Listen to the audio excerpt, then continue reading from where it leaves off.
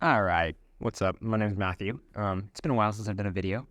I wanted to talk about a movie, and usually it's over there on our podcast, but these are less of review thoughts, maybe just kind of like general ideas and things. And I was thinking about the Frozen 2 trailer last weekend, thinking about how that teaser trailer was so cool. Like I remember it was like super epic. It had big adventure, like journey vibes, and I remember like shots of like Elsa shooting ice and at like walls of fire and protecting Olaf. And like, there's that like one like big shot that they use for like every trailer where, like there's a huge sweeping circle around our heroes while they like face the fall force. And like, I don't think there was a single line of dialogue in that trailer.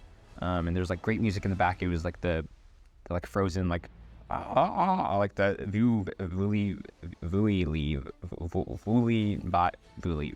the V thing of like the Frozen song thing.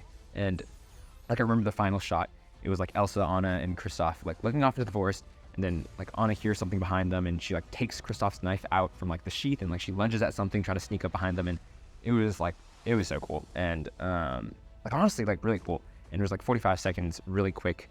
And I remember like the title card, it was like half blue, half black, and it was like teasing this darker, more serious tone. And I got so hyped. I remember, and like I just rewatched it recently, and I was like getting so hyped there. And it was such an interesting change of direction since like like the first Frozen was like a musical coming of age drama about like sisterhood and stuff, and like the second one like seemed to be like setting up like a fantasy, a superhero movie, like a big epic journey battle with like a sister duo, right? And it was like really unique, right? And like the idea that like the kids who liked Let It Go, who liked first Frozen, they were like now teenagers or young adults, right? And like I was 10 when the first movie was released. I enjoyed it quite a bit, and when the sequel came out, I was 16, right? And it felt like the perfect evolution of the series for like the audience that loved the first movie, right? And I think that's something that's rare. Like I think often there's like a power that media characters have on teens and kids, like within the media and outside of it. And usually like you see like in Toy Story, right? You have like Andy and Woody, and like although like Woody more or less like stays the same through like the original trilogy, like Andy, he grows in each one, and he views Woody differently based on like how he's grown, right? Like Andy's increased maturity and like gained life experiences, like they change the lens that he views Woody through, right? And that's why like the ending scene where Andy gives Bonnie his toys, like it's like so strong and relatable, and it resonates so much because he's speaking almost like his younger self, because like he has changed and he has seen like the impact that the toys have made on him, and he has outgrown them in a good way. So he's like talking to his past self. It's like it's really cool to see how like an audience gets to follow along with Andy, kind of like they are Andy, like in the same way that they experience time and outgrow toys. But I also think there's like another way that characters like can interact with their audience, and like I think it's the idea of growing and changing with the characters, right? There's a beauty in seeing growth within yourself and a beloved character at the same time in different points in time, but still going on the same timeline together, right? And I think like that's what was so cool about the Frozen trailer to me, because that's what I thought the Frozen franchise was going to do, right? Like as Elsa and Anna grow and experience new things, just like I am growing and experiencing new things, like we would see each other on like the same level on that like peership, and we could grow, and like they could inspire me constantly as they would grow with me, right? But then Frozen 2 was bad, of course. It was like, it sucked. It didn't capitalize on any of the interesting parts of the trailer. Like it was like such a mess. And I think it really like missed a great chance that it had to like have these characters and audience grow together. So that was kind of an L. But now, 4 years after the release of Frozen 2, we got another chance, and we got another chance with a couple of like nippleless little Shreks. Like, I've never really been a fan of Teenage Mutant Ninja Turtles. I've never really like watched any of the shows or read the comics, or I'd never had like a turtle toy. But I just watched Teenage Mutant Ninja Turtles, Mutant Mayhem, and it's like really good. It's like very good. It's not perfect, but like the style is really cool. The animation style, the 2D, 3D, like the sketches, whatever. It's fun. There's action. It's like kind of meta. But I think like like the bond between the brothers, it's so real, it's entertaining, it's relatable. Like the villain Superfly is like intimidating. He's like, it's cool. Like he makes sense, like. And there's also like a strong emotional core between Splitter and the Turtles, and it's a lot of really good stuff. I was really surprised because I didn't really expect much going in. It's like a solid 81% in my book. And there's a lot of like really stuff that hits. But there's like this little moment in the beginning, the first like 10 minutes that really resonated with me. Like we have the 4 turtles hanging out, like they're stealing food, they're watching an outdoor movie, and they're enjoying themselves out in the real world. And like the movie sets up the idea that like humans are scum who hate mutants and they'll never accept the mutants in the real world, right? And like all of the freedoms and joys and little things that they get to view in the shadows, like they know that they're never going to fully be able to participate in it, right? Like something they talk about is they want to go to high school and they want to just, hang out with friends and stuff. And they can kind of do that, but they can like do that from afar, from the outside. They have to watch other people do it, and they can't like participate in this themselves. And it's like pretty sad. And like they go back to their home in the sewers, and there's this little like quiet sequence where they go down from the rooftops and they just go through their manhole and down into the sewers, and they just walk back home. And it's like so sobering, and it feels really like relatable. Like seeing all these like jokester brothers shut up and be in silence, and they're just sitting and walking in this disappointment. And there's this shot of Michelangelo like longingly looking out of like this great opening from the sewers, and he's just kind of like recognizing the idea that like, man, what I desire, like it's probably impossible, it's like never gonna really happen. And I think like this movie like was really good at portraying that like outsider insider culture and idea and dynamic that a lot of high schoolers and young kids probably feel in, like when they're trying to fit in with other people and be liked and experience like freedoms as they're growing up. And yeah, there's a lot of coming of age things, like little bits and pieces here in the movie that was good, and like them figuring out like love and attraction and fun and being goofy and all this other stuff and responsibility. And I thought that was really good. I love the teenage aspect of it. Looking online, like there was a part of like the fandom, which like it has been there for a long time. Like the turtles have existed for I think like 30 years or something like that.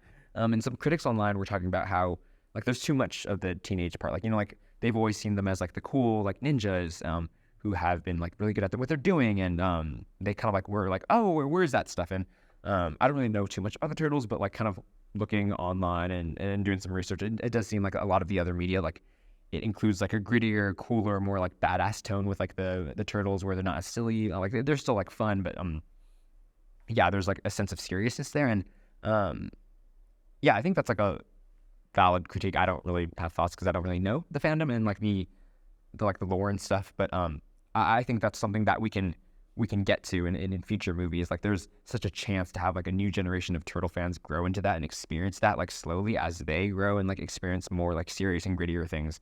Like there's so much like runway that this franchise can have. Like I think they've already like greenlit a TV show on Paramount Plus. So I'm never gonna watch it because Paramount Plus, like why would I ever get that? And there's gonna be like a sequel movie that they're already like good to go. I think they're like the director's already gonna return. And so I kind of wanted to talk about like some thematic ideas that they can take on in these future movies to kind of go with the idea of evolving the series with the age of the audience that this is targeted for. So like the people now, as they grow up in the next 5, 6, 7 years and 10 years and whatever, and as more movies are released, like I think the idea of matching the tone and the thematics of the movie, of each like movie that is released, matching them with like the age of the audience, which is now, like, I don't know, I explained that poorly, but the idea of just like growing with the audience, I think there's a lot they can do, especially with how they set it up in the first movie. And I kind of want to go through some of those ideas, and like maybe in 5 or 6 years we can kind of like look back and see what the sequels were like and see if they took my advice. Like I don't think it's like, oh, this is what they should do. I think it's a cool avenue of like what they could do. But I think like the first one that comes to mind is like the idea of like childhood friends growing apart, right? Like when you get into like romantic relationships, you get different friends, you spend some time apart, you spend less time together. Like you can see how like other friends influence each of the 4 differently, like how they grow apart, how they treasure each other even more, or like how they fight more, or how they like grow even more distance, or like the subtle distance that like slowly grows larger and larger, and like you realize like years down the line, like you realize you've lost your brother like 5 years ago and you didn't even know, and like those goodbyes that like aren't even goodbyes but are goodbyes and you didn't even know they were goodbyes. And I think like the turtles are in a good position for that now. Like they're going to school now, they're going to high school, they're celebrities, and this is the first time like where they're hanging out with people other than themselves or their dad, right? And like how could that like play out? Like maybe like Michelangelo and Raphael like really click with the people that they meet at high school, and like they're seeing how like humans are so much cooler and like it's new and they love their human friends. And maybe like Donatello is like struggling connecting with his first human people, and like then maybe he's like, oh no, he has these doubts, he's wondering if his father was right, if he'll ever be accepted, or like if he'll be able to fit in. And so like this makes Donatello really want to emphasize like time with the four turtles, with his brothers, like how it used to be, how like, you know, they know what is like regular or like what is comfortable, right? And like that's maybe something he really spends more time in, like, oh, let's keep us together. And but like Michelangelo and Roth, they really want to invest their time in their new friends, and like the idea of like how things like never stay the same, and like you have to like learn how to accept change, or like maybe learning the importance of family, or like there's a lot of like drama or like pathways that can take there. Like, and I think it seems like a good analog for college students and young adults, and like seeing how like, oh man, like these dudes who which like, you know, like I went at one time, I saw them as like my dudes, like the best dudes, and like my closest homies. Like now, like we've gone to college, it's been like a few years removed, and like I haven't talked to those guys in years, right? And like that idea. So I think that's interesting.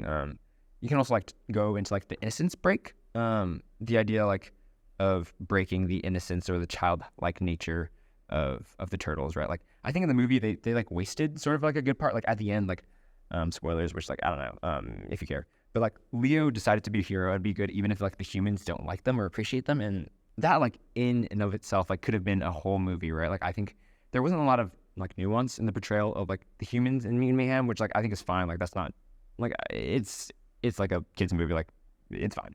But I think it'd be interesting to dive into like the nuances of human and mutant relations. Like we can tap into like the reactive nature of social media and social perceptions of like how like one day like people are like everyone loves these people, and they're like no, actually no, like we realized this and now we hate them and whatever. And I think we could have like the turtles be like these people who want to be heroes and want to be accepted. Like they can interact with like good humans, with bad humans, and like with good humans who have good intentions but have like misled actions. And like what does it look like to fight for like a world where you don't fully belong, or like could they fully belong? And like also I think that like the first movie ended with all the turtles being excited about like being able to live life, and like I'd like to see like that continuation in that, and like what happens when their like worldviews change, like the more time they spend in the human world. Like maybe Roth gets used to the human life, right? And like he starts to like realize all the terrible parts of humanity, or and like because we live in a broken world, we live with like imperfect people, right? And like he grows to like have a little distaste of like the world and of humanity, and he gets like a little bitter and jaded, and maybe Donatello like always remembers where he came from, and like he remembers like the lack of freedom that they had when they were living in the sewers, and like he's always appreciative, right? And like then you can get into like arguments of like innocence and like bitterness, practicality, idealisms, and like how like those interact with each other, and how like the four turtles change their worldviews as they experience different things with different people, right? And I think this has worked well for like any age, but like also like especially young adults as they leave college, as they leave home, and like how, you know, you experience the world and experience people who have different experiences than you do, right? And I also think like there's the idea, maybe the next one is like the loss of childlike wonder. And I think something I like is the idea of like, you know, they're teenagers, they're teenage mutant ninja turtles, right? And like whether that be in age or in spirit, and I think that's something that would be cool, of having them age up kind of around the same rate that like time goes in the real world, as they release the movies, right? And I think it's a big part of their name and their identity, like they are teenagers, right? And like as they get older, like maybe some of them like lose their wonder, their joy, their happiness, and like the more you fight crime and the more you're a hero, like the more you have to like deal with stuff, you can get like tired and jaded, and like it can be heavy, right? And I think it'd be interesting to see them like redefine their joy and redefine like their childishness and like rediscover that. And I think it seems like a good thing for like working people and like parents, and like the more you get into adulting and like how you can like get lost in the daily grind and like lose your joy and see kind of like an older, gruffer version of the Teenage Mutant Ninja Turtles that have to like refine that. And then there's also like the idea of like, oh, the realization of mortality, which like this is like far down the line, and I don't even think this would ever happen. Like this would, I don't know how this would be a creative choice that would work unless like, you know, they just put me in charge. But like in the first movie, like I don't think there's like a totally real sense of like danger or vulnerability, right? Like, but like what happens when like they can't punch or kick their way out of every problem, you know? Like maybe they're getting older, maybe they're getting like obsolete, maybe there's like younger, stronger mutants, or like maybe mutant transformation is becoming regular in the world, and like they're becoming like less special, and like how do you deal with that identity crisis, right? And like there's so much like thematically rich stuff that they can like explore, and like I'll be fully honest, like I don't think these are going to be like any of like the main like driving force of the movie. Like what I'm describing right now, it like sounds like a lot of like, you know, oh, like indie artsy movie that is like very dramatic, you know, like that doesn't sound like a Teenage Mutant Ninja Turtle movie, right? And like yeah, like I agree, like it wouldn't like work financially or like from a business perspective, like on how like you're selling these trailers in these movies, like that's it. I don't think it would work, and that's fair. And like, but I don't think they need to be like front and center. Like in Mutant Mayhem, like they just use like a fun teen Turtles comedy, like to talk about like letting go of control. Like they touched on letting go of control, like of fear and division between different people groups and like parent-child like relationships and like how that changes as they grow up, right? And like they use turtles as a vehicle to talk about some of these ideas in this movie. And like I think they could also not hide those well, but like weave those in well to like narratives. Like I don't know anything about the Shredder or about any other future villains, but like they could probably figure something out, right? That like, and I think it'd be really cool to think about like a future where we have like 5 or 6 of these Teenage Mutant Ninja Turtle movies, and like at the end they're like these older dudes who are like too tired from this crap, and like but like they're still having fun, and like they're still good old buddies, and they have like this electric dynamic. And like I don't know if you guys have watched the movie Tag, but like basically it's a movie of this friend group who like they play a game of tag every May of every year, and they started in middle school and they have continued like through their adult lives and like their elderly stages, and like, there's like that vibe of like lightheartedness and like that heart and that tone, and it seems like a great example of like where the Turtles could go, maybe in a more like ridiculous sense and maybe a more childish, but like it's a fun, I think, example of how could this like work in a way that's not like overly dramatic but not overly just stupid and saying in like the same way, right? And maybe like no one's looking for that, but like I think we've had so many movies and shows of the Turtles already doing their like cool ninja fighting stuff, so maybe like let's do a little more of them. I don't know, those are just some like thoughts, and I think that yeah, it would be cool. So I can check back in this in a few years and we can see if I'm right. And honestly, Paramount, if you want to hire me to be your producer or your creative think tank head, my emails are open. It's at sci.5.podcast@gmail.com. You can hit us up, and we can do that. Isabella can help negotiate the contracts for me. So I don't know. Well, we'll see.